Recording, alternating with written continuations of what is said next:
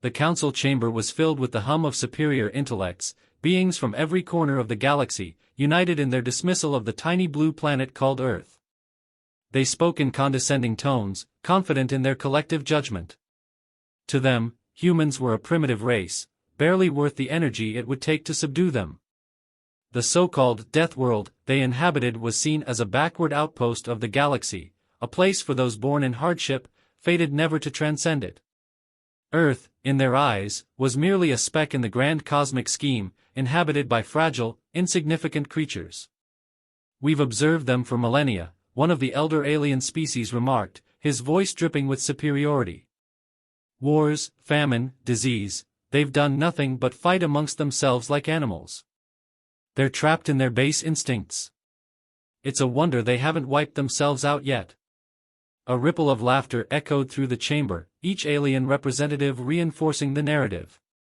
"They don't even have interstellar travel on any meaningful scale," another chimed in. "What could such a primitive species possibly offer us except labor or entertainment?" Earth's history had been a source of entertainment for these alien civilizations, long-running show of humanity's struggle for survival. They had watched humanity endure natural disasters, societal collapse, and technological stagnation.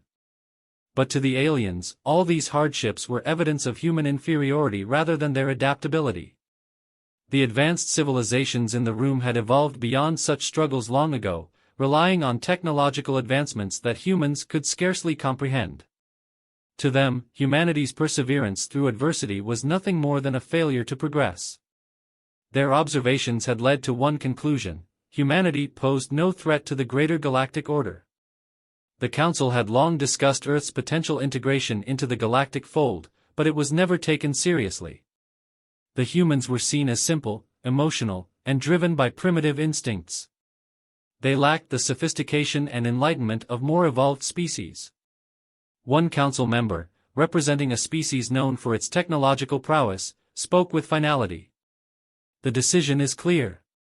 Humanity will be assimilated. Their role will be minor, as it should be. They are a species better suited to manual labor or perhaps to serve as minor enforcers in the outer territories. Their biology makes them sturdy enough for such tasks. We'll keep them on a leash, nothing more." The declaration was met with nods and murmurs of approval. It was clear to all present that the humans were not worthy of any deeper consideration. They were just another underdeveloped species in a vast universe filled with far superior beings. Earth would be brought into line, and its people would be molded to fit their new roles within the galactic hierarchy. But as the Council moved to conclude the session, one voice cut through the collective agreement. A general, battle-scarred and weary from countless encounters with various species across the stars, hesitated. He had seen humans before, up close. And something about them unsettled him, though he couldn't quite put it into words. His experiences with humans hadn't aligned with the Council's consensus. They were unpredictable, driven by some inner fire that he hadn't seen in other species. They fought not just for survival, but for something deeper. He couldn't shake the feeling that humanity, as primitive as they might seem, were far more dangerous than anyone in the room realized. "Be cautious," he warned. His voice was low but firm. "Humans, they are not what they seem. They are stubborn and relentless. If you corner them, they will not submit as easily as you expect." His words were met with scoffs and dismissive gestures. The Council saw him as overly cautious, perhaps even a relic of a more violent time in galactic history. His warnings fell on deaf ears, and the decision to proceed was final. Humanity, it seemed, was about to learn its place in the galaxy. Or so the aliens thought. The alien fleet arrived with overwhelming confidence, descending from the sky in a display of technological might that Earth had never seen before. Their ships, massive and gleaming, blocked out the sun over major cities, casting long shadows over the landscape. On the ground, humans looked up in awe, their faces filled with fear and uncertainty. They had no frame of reference for what was happening, no warning, no preparation. But they weren't paralyzed. Instinctively, humanity's first response was to defend, scrambling to mobilize military forces, despite knowing little about what they were up against. The aliens, watching from their ships, felt nothing but smug satisfaction. To them, this was merely a show of power, a demonstration. Their mission was simple: land, subdue, capture the key leaders, and present humanity with a choice: surrender or face extinction. They expected little resistance, viewing the humans as nothing more than a curious evolutionary experiment, a species that had survived by chance rather than design. When the alien forces landed, Earth's military was ready, if not fully equipped. Troops were assembled, tanks and aircraft positioned, but the difference in technological levels was stark. The aliens marched out in sleek, impenetrable armor, wielding weapons that emitted light instead of bullets, energy shields crackling around them. Their approach was calm, almost leisurely. They had done this countless times with other primitive species and assumed this encounter would be no different. Their first strike was intended to end the conflict swiftly. Beams of energy ripped through the air, aimed at human forces with precision. Alien soldiers advanced with an air of inevitability, shields raised, prepared to walk over the remains of what they assumed would be a brief and messy resistance. But something unexpected happened. Humans didn't retreat in chaos as expected. Instead, they dug in. The initial alien attack was met with organized counterfire, and though human weapons were less advanced, they were effective in ways the aliens hadn't anticipated. Earth's soldiers, tacticians, and strategists immediately began using the terrain to their advantage, falling back into the urban jungle, the dense forests, and the hidden underground tunnels. They didn't fight in open fields or head-on battles. They adapted, evading the aliens' superior firepower and turning the environment into their ally. The aliens had never encountered such quick adaptation from a species so seemingly backward. Guerrilla tactics, ambushes, and human ingenuity quickly disrupted their assault.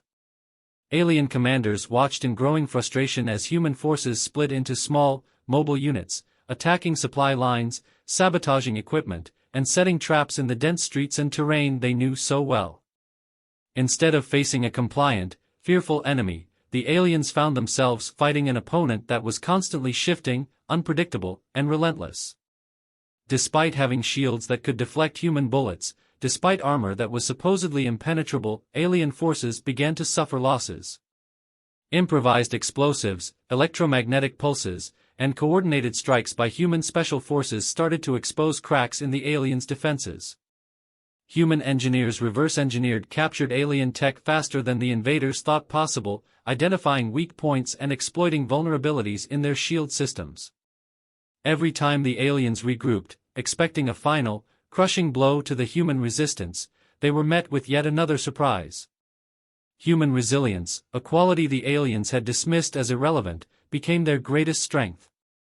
Their refusal to surrender, even in the face of vastly superior firepower, bewildered the invaders.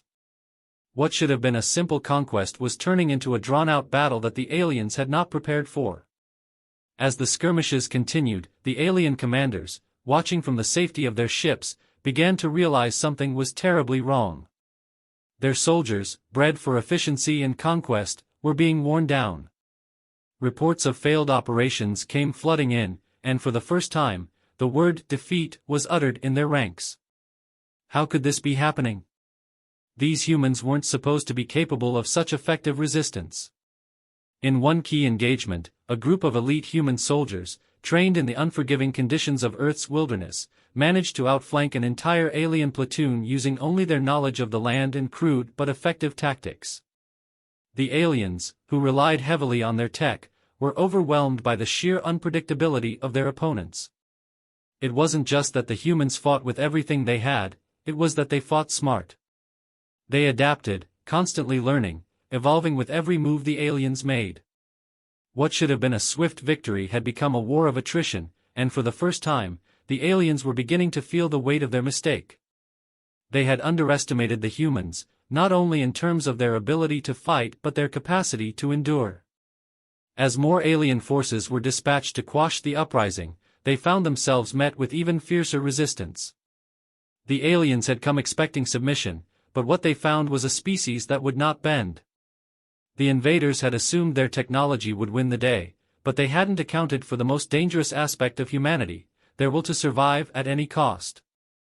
And as the first alien bodies fell to human ingenuity and determination, a new realization began to creep into their ranks: the humans were far more formidable than they could ever have imagined. Humanity had endured the initial alien assault, but they weren't content with merely surviving. In the wake of the invasion, human minds went to work. Scientists and engineers quickly began studying the wreckage of alien ships and weapons.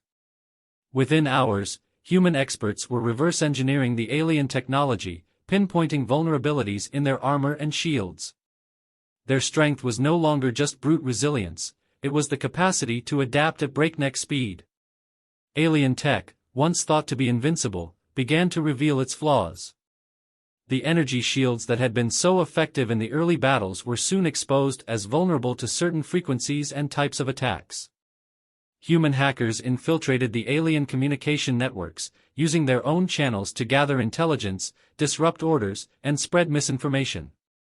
The invaders, who had arrived with such confidence, suddenly found themselves grappling with an enemy that not only resisted but adapted faster than any species they had encountered before. What had started as a planetary defense turned into a full-fledged counterattack. Guerrilla tactics, honed through centuries of warfare on Earth, came into play with deadly precision. Human forces struck at the alien invaders where they least expected it. EMPs disabled alien ships and weaponry, and covert teams infiltrated enemy bases under the cover of night, sabotaging critical systems and planting false intelligence to mislead alien command. For the aliens, it was a nightmare. They were used to species that crumbled under superior force, but humans fought with a ferocity and unpredictability that defied logic. The humans didn't just defend, they hunted. Alien squads found themselves ambushed in the dense forests of Earth, isolated and cut off from support. In the urban sprawl of human cities, snipers and special forces eliminated alien soldiers with precision, using their knowledge of the terrain to create a deadly advantage. To the aliens, humans became more than an enemy, they became the apex predators of Earth. It was no longer a war of dominance, it was a hunt. The humans tracked alien movements with uncanny precision, laying traps and launching sudden, brutal attacks. Alien commanders, once confident in their superiority, found their forces decimated by what they had once considered primitive creatures. Earth's diverse environments, forests, deserts, frozen wastelands, became hostile hunting grounds, where human soldiers thrived and alien forces were turned into prey. Elite human soldiers, trained for combat in the most inhospitable conditions on Earth, became the spearhead of this counterattack. These soldiers, skilled in survival and warfare, moved like predators in the shadows, striking with lethal force before melting back into the landscape. In dense jungles, alien patrols would disappear without a trace, their equipment left smoking and abandoned. In urban combat, human units appeared as ghosts, disabling key targets and vanishing before alien reinforcements could arrive. The aliens were utterly unprepared for the predatory nature of their foe. Where they expected fear and submission, they found cunning and aggression. Humans, they realized too late, weren't just defending their world, they were evolving their tactics at a rate the aliens couldn't match. With every engagement, the humans grew stronger, more dangerous, more calculated. Alien soldiers began to speak in hushed tones of the encounters they could barely comprehend. Entire squads would be wiped out in the dead of night, with no warning and no survivors. The psychological toll of fighting a species that would not only resist but turn the tide of battle so decisively began to weigh heavily on the invaders. Rumors spread through the alien ranks, stories of human soldiers that moved like ghosts, of cunning traps that left no escape, of terrifying encounters that left seasoned alien warriors fleeing in terror. The humans' ability to adapt and strike fear into the hearts of their enemies became the driving force behind their success. Alien commanders, used to calculated, predictable wars, found their strategies crumbling under the relentless and unconventional human tactics. The humans fought like predators who had been backed into a corner, ferocious, relentless, and unyielding. Panic began to spread through the alien forces. The superiority complex that had brought them to Earth in the first place was quickly replaced with fear and confusion. Their soldiers, trained to face lesser species, were now being hunted by a race they had dismissed as primitive. Each battle ended not just in defeat, but in demoralization, as the aliens realized they were no longer in control. For the humans, this was a fight for survival, but it was also a demonstration of what had made them Earth's dominant species in the first place. Their ability to adapt, to innovate, and to turn even the most hopeless situations to their advantage was what made them apex predators, a force to be reckoned with on a galactic scale. The invaders had underestimated Earth's inhabitants, and now they were paying the price. As the reports from Earth poured in, panic spread through the alien leadership. Once haughty and assured of their dominance, the council chambers were now filled with a frantic sense of disbelief. Alien leaders who had mocked humanity as primitive and weak were now scrambling to comprehend how their superior forces were being dismantled. The council had not prepared for this outcome, this defeat. It was unimaginable that a race they had written off as a mere annoyance could be causing this level of destruction. Meetings that had once been filled with condescension toward humanity were now chaotic. Council members shouted over each other, each with their own theories and accusations. How had this happened? How had they miscalculated so catastrophically? They combed through reports, trying to identify the moment everything had gone wrong. Some blamed their commanders for underestimating the humans. Others pointed to their own arrogance, realizing too late that humanity's resilience was not something to be dismissed. The alien general who had warned the council earlier sat silently, watching as the once mighty leaders of his species dissolved into panic. He had seen it coming. He had known, from past encounters, that humanity was no ordinary species. But his warnings had been ignored, drowned out by the arrogance that had consumed the council. Now, it was too late. Back on Earth, humanity prepared its final blow. But before that came the moment that would change everything, a broadcast. From the heart of Earth's Defense Command, human leadership sent a message to the alien council. The broadcast appeared on every alien screen, transmitted through the very communication networks that humans had hacked and infiltrated. In the center of the frame, a human leader, calm, composed, yet unyielding, stared directly into the camera. The message was simple but powerful. It was not a message of vengeance or hatred, but a warning. A reminder that humanity, despite its appearance as fragile and vulnerable, was not to be underestimated. The leader's words echoed through the alien council chambers, carrying the weight of every battle fought and every soldier lost. "We may have been overlooked," the human leader said, their voice steady. "You saw us as primitive, as lesser. But you've learned now that humanity is something far more dangerous than you could ever have imagined. We are survivors. We are fighters. And if you come for us again, if you ever think to invade our home, remember this, we are apex predators. This is our world, and we will defend it. No matter the cost." The message struck at the heart of the alien leadership. They had thought they were superior in every way, technologically, militarily, intellectually. But they had failed to grasp the essence of humanity's strength. Humans were not just survivors, they were conquerors of their own environment, a species that had evolved in the crucible of their harsh world. Their tenacity, adaptability, and refusal to surrender were qualities the aliens had not accounted for. Now, they were paying the price for that oversight. As the final battles raged on Earth, it became clear that the tide had fully turned. Human forces, now armed with both their own technology and the repurposed alien tech, pushed the invaders back. What had once been a fight for survival was now a fight for victory. Alien ships, once unassailable, fell from the sky, their shields breached by human ingenuity. Alien soldiers, once confident in their superiority, retreated in chaos, unable to cope with the relentless human assault. The alien commanders, watching from the safety of their retreating ships, stared in disbelief as their fleets were decimated. This was not how it was supposed to go. Earth, the planet they had thought would fall easily, was instead a graveyard for their forces. The humans had done more than defend their world, they had broken the invader's spirit. And now, the remnants of the once mighty alien fleet fled, battered and broken, from the atmosphere of Earth. In the final moments of the conflict, alien commanders exchanged glances, their faces heavy with the weight of failure. They had learned the hard way why humans were feared as apex predators. Not just because of their resilience or their technology, but because of their indomitable will. No matter how advanced the invaders' weapons were, no matter how powerful their fleets, they had been outmatched by the one force they had not prepared for: humanity's unyielding drive to survive. As the last alien ships retreated into the void of space, a quiet realization settled over the alien council. Their forces had been humiliated, their assumptions shattered. Humanity, they now understood, was not a species to be conquered. It was a species that could not be broken. And as they fled, licking their wounds, they carried with them the lesson they would never forget: never underestimate the humans, for they are the true apex predators of the galaxy.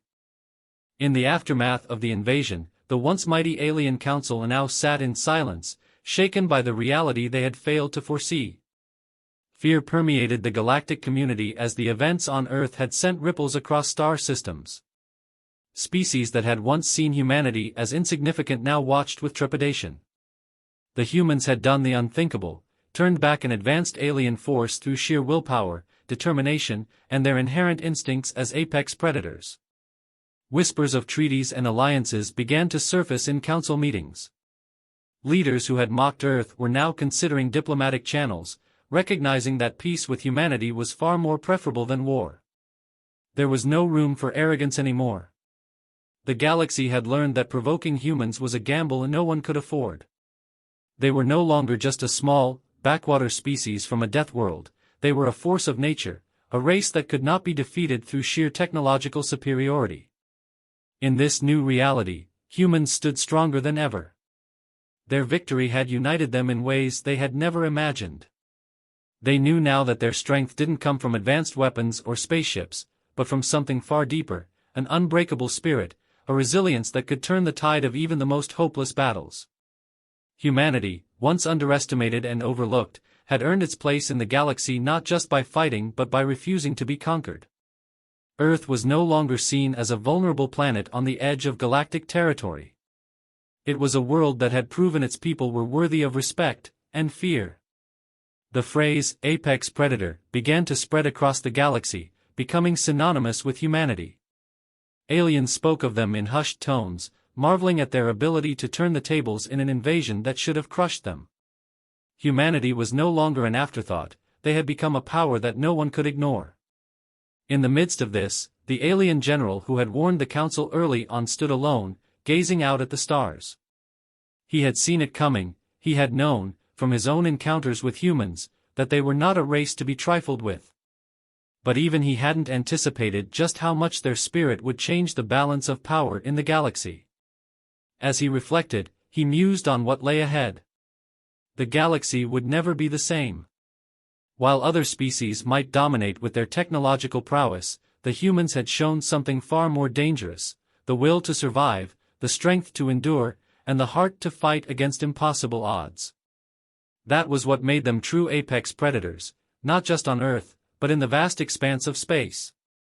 And as the stars burned brightly, the general knew that the future now belonged, in part, to humanity. For while other species might rise and fall, the humans, with their indomitable spirit, would always be a force to be reckoned with. The galaxy had learned a hard lesson, and they would not soon forget it.